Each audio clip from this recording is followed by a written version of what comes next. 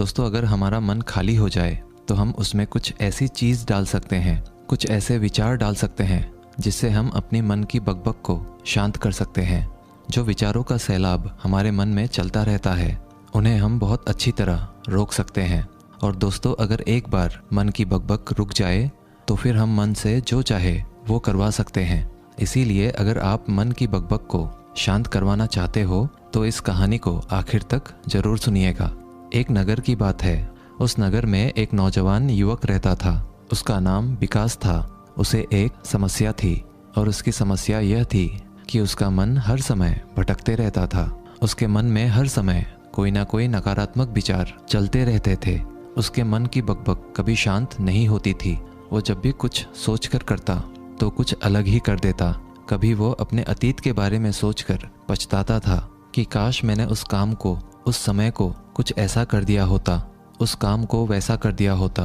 या फिर वो अपने भविष्य के बारे में सोचता रहता और डरता रहता कि कहीं भविष्य में ऐसा हो गया तो क्या होगा, कहीं मैं असफल हो गया तो क्या होगा, अगर मुझसे कोई गलती हो गई तो लोग मेरा मजाक उड़ाना शुरू कर देंगे। और ऐसे ही कई सारे नकारात्मक और असफलता से भरे विचार उसके मन में आते रहते थे। विकास हमेशा ही अपने विचारों में खोया रहता। वह अपने विचारों से मुक्ति पाना चाहता था। विकास चाहता था कि उसके मन में कोई भी फालतू विचार कभी भी ना आए, लेकिन हर समय विचारों का सैलाब उसके मन में उठता ही रहता। इसीलिए जीवन में वो बहुत परेशान हो गया था।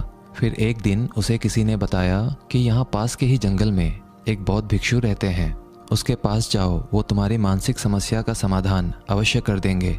ये सुनकर विकास तुरंत ही बौद्ध भिक्षु के पास चला जाता है और अपनी सारी समस्या उन्हें बताता है। बौद्ध भिक्षु भी विकास की बातों को बड़े ही ध्यान से सुन लेते हैं और उससे कहते हैं कि तुम मुझसे क्या जानना चाहते हो। ये सुनकर विकास कहता है, हे गुरुदेव, मैं अपने मन को शांत व खाली करना चाहता हूँ। मैं आपसे ये जानना चाहता हूँ कि मन को खाली व शांत कैसे करते हैं। मेरा मन हर वक्त विचारों से भरा रहता है। मेरा ध्यान एक जगह लग ही नहीं पाता है, जिसके कारण मेरे हर काम में समस्या आ जाती है। मैं एक चीज़ करता हूँ तो नकारात्मक विचारों के कारण दूसरी चीज़ पर पहुँच जाता हूँ। मेरा मन एक जगह ठहरता ही नहीं है और यूं ही हर दिन मेरे मन में हजारों विचार चलते रहते हैं। और ये कब होता है, क्यों होता है, मुझे कुछ पता नहीं चलता। बहुत देर बाद मुझे एहसास होता है कि मैं क्या करने बैठा था और मैं क्या कर रहा हूँ। गुरुदेव, मैं अपने मन को विचारों से खाली कर देना चाहता हूँ। मैं चाहता हूँ कि मेरे मन में एक भी विचार ना आए। जब मैं चाहूँ तभी मेरे मन में विचार आए। फिर बौद्ध भिक्षु ने कहा, किसी समस्या का समाधान तभी निकाला जाता है जब हम उस समस्या की जड़ तक पहुँच जाते हैं, समस्या को ठीक से समझते हैं और जानते हैं। आगे बौद्ध भिक्षु कहते हैं, जिस मन को तुम खाली करना चाहते हो, क्या तुमने उस मन को कभी भी थोड़ा बहुत भी समझा है, जाना है? ये सुनकर विकास ने कहा कि महाराज, मैंने अपने मन को जानने की बहुत कोशिश की है, लेकिन मैं जितना इसके बारे में जानता हूँ, मेरा मन उतना ही रहस्यमय हो जाता है।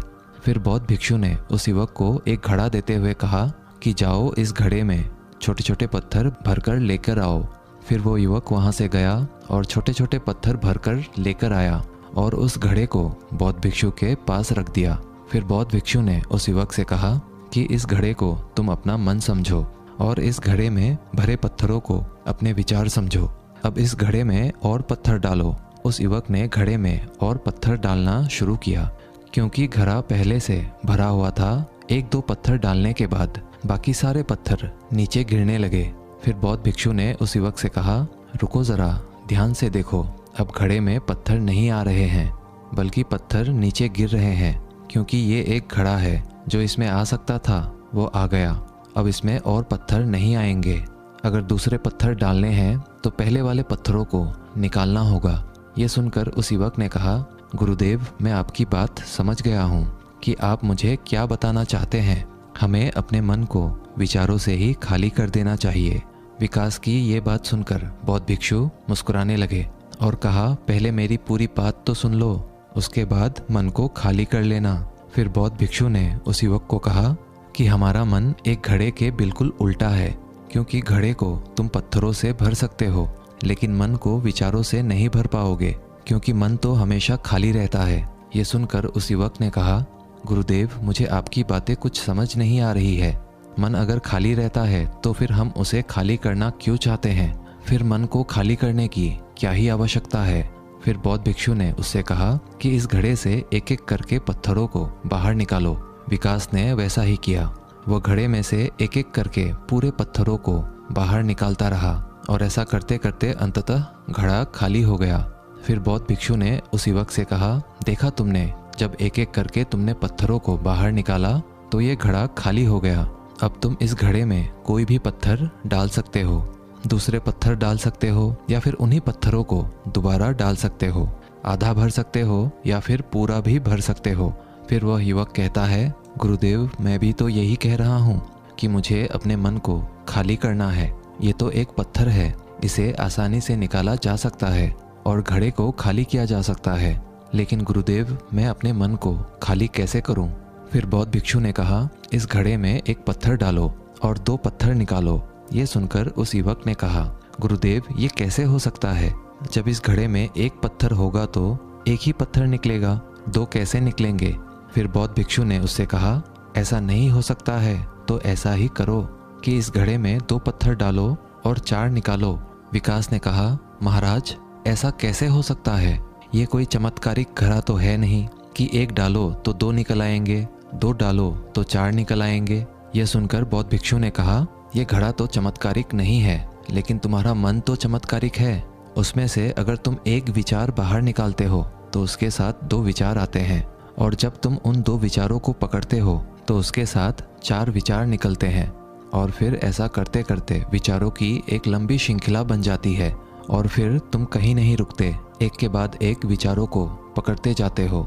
यह मिट्टी का घड़ा तो पत्थरों से भर जाएगा, लेकिन तुम्हारा मन कभी नहीं भरता, वो हमेशा खाली है, लेकिन वह खाली नहीं करता। ये इस मन की माया है कि सब कुछ है लेकिन फिर भी कुछ नहीं। फिर उस युवक ने कहा, गुरुदेव, मैं आपकी बात समझ रहा हूँ, लेकिन क्या मैं हमेशा अपने विचारों के जाल में ही फंसा रहूँगा? क्या मन के इस मायाजाल से निकलने का कोई रास्ता नहीं है? फिर बौद्ध भिक्षु ने कहा, इस मिट्टी के घड़े में आधे पत्थर भर दो। फिर उस युवक ने ऐसा ही किया। फिर बौद्ध भिक्षु ने कहा, अब इन पत्थरों में से कोई एक पत्थर चुनो और उस पत्थर की एक छोटी सी मूर्ति बनाकर मुझे दे दो। मैं जानता हूँ कि तुम एक अच्छे कलाकार हो। विकास ने एक पत्थर निकाला और उस पत्थर को बौद्ध भिक्षु के सामने ही तराशने लगा। पत्थर को तराशते वक्त उसे लगा कि ये पत्थर अच्छा नहीं है। फिर उसने दूसरा पत्थर घड़े से निकाला, लेकिन उसे वो पत्थर भी पसंद नहीं आया। फिर उसने तीसरा पत्थर निकाला, लेकिन वो तीसरा पत्थर भी उसे पसंद नहीं आया, उसका रंग अच्छा नहीं था। ऐसा करते करते उस युवक ने सारे ही पत्थरों को बाहर निकाल दिया। उस युवक को ऐसा करते हुए बौद्ध भिक्षु बड़े ही ध्यान से देख रहे थे। फिर बौद्ध भिक्षु ने उससे कहा कि जो तुमने सबसे पहले पत्थर निकाला था, उस पत्थर को ये समझकर तराशो कि इसके बाद तुम्हारे पास कोई और पत्थर नहीं है और ये एक ही पत्थर तुम्हारे पास है। फिर उस युवक ने जैसा गुरुदेव ने कहा उसी एक पत्थर को लेकर तराशना शुरू किया और उसने उस पत्थर से एक बहुत ही सुंदर मूर्ति बनाई और बौद्ध भिक्षु को भेंट की। और बौद्ध भिक्षु से कहा, गुरुदेव, इस पत्थर से इतनी सुंदर मूर्ति बन सकती थी, मैं ये सोच भी नहीं सकता था। उस युवक की बात सुनकर बौद्ध भिक्षु ने कहा कि जब तुम्हारे पास और कोई दूसरा विकल्प नहीं होता है, तब हम उस विकल्प में ही संपूर्ण ऊर्जा लगाते हैं और उसी को सबसे बेहतर बनाते हैं। और जब हमारे पास कई सारे विकल्प होते हैं तो हम पत्थर चुनते भी नहीं और मूर्ति बनती भी नहीं। हमारा मन भी एक विचार के पीछे हजारों विकल्प खोल के रख देता है और एक मुख्य विचार को छोड़कर उन हजारों फालतू के विचारों में उलझकर हम रह जाते हैं। फिर उस युवक ने कहा, गुरुदेव, मैं आपकी बातों को बहुत अच्छे से समझ गया हूँ, लेकिन अब मुझे क्या करना चाहिए? कृपया आप मेरा मार्गदर्शन करें। बौद्ध भिक्षु ने उस युवक से कहा कि मन को खाली करना, साफ करना 1-2 दिन का काम नहीं है, ये बहुत लंबी प्रक्रिया है। तो क्या तुम इसके लिए तैयार हो? वह युवक कहता है, जी गुरुदेव, तैयार हूँ, चाहे कितनी भी लंबी प्रक्रिया क्यों ना हो। फिर बौद्ध भिक्षु ने उस युवक से कहा कि मन को खाली व नकारात्मक विचारों से दूर रखने के 6 तरीके हैं। आओ उन्हें एक एक करके समझते हैं। पहला तरीका है कि ऐसे लोगों का साथ छोड़ दो जो तुम्हें कमज़ोर, पिछड़ा हुआ, लक्ष्यहीन महसूस कराए। अक्सर हमारे आसपास ऐसे लोग होते ही हैं जो हमसे पद और धन में ऊपर होते हैं, और इसी पद और धन के घमंड में वो अपने नीचे से लोगों को कुछ भी नहीं समझते। इसीलिए ऐसे लोगों के पास रहना ही नहीं चाहिए।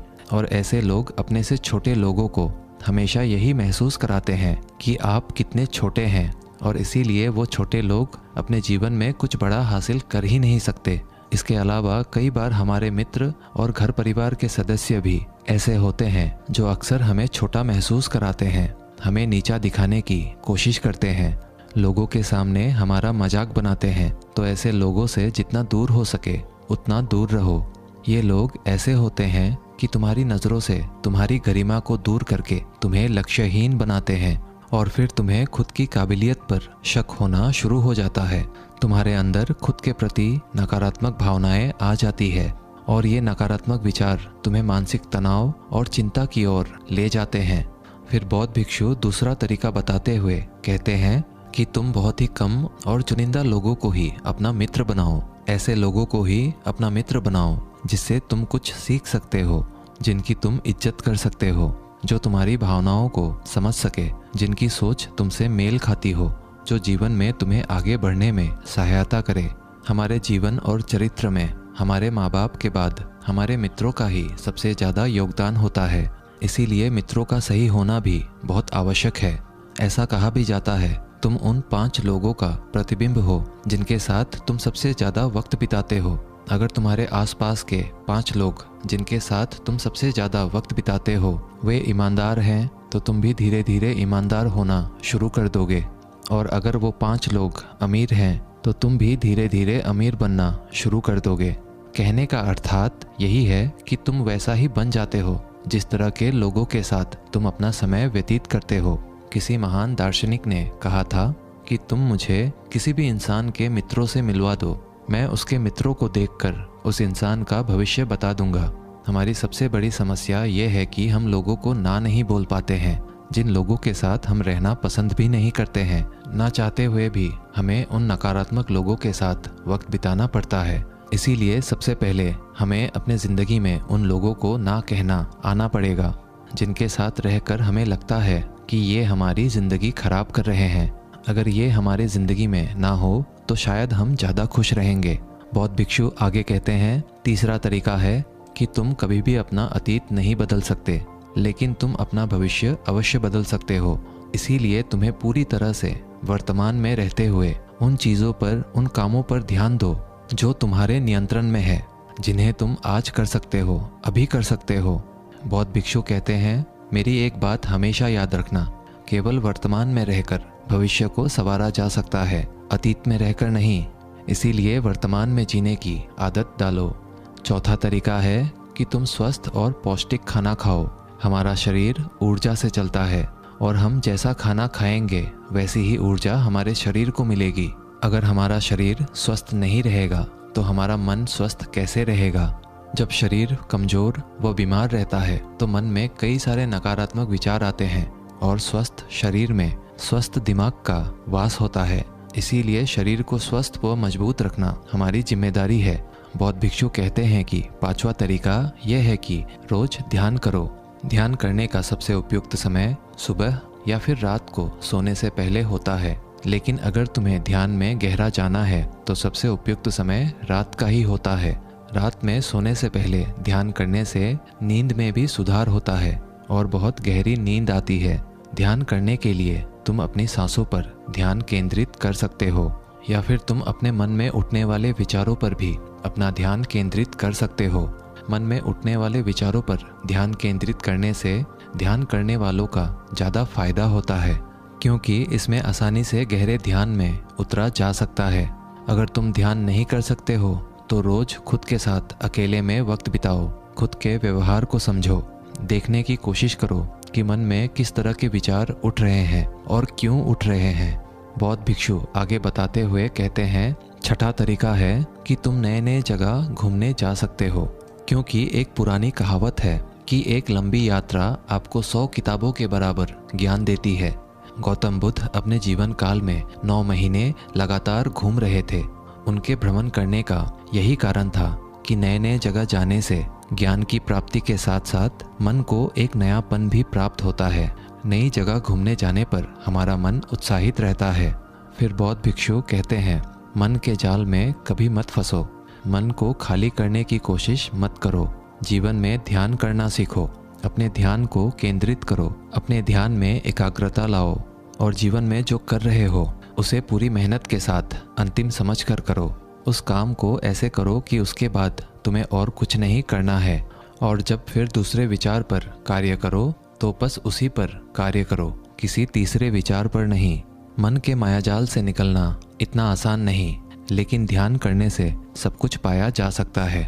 दोस्तों, आशा करते हैं आज के इस कहानी से आपने ज़रूर कुछ ना कुछ मूल्यवान सीखा होगा। कहानी अच्छी लगी हो तो वीडियो को एक लाइक और चैनल को सब्सक्राइब ज़रूर कर दीजिएगा। मिलते हैं अगले वीडियो में, तब तक के लिए धन्यवाद।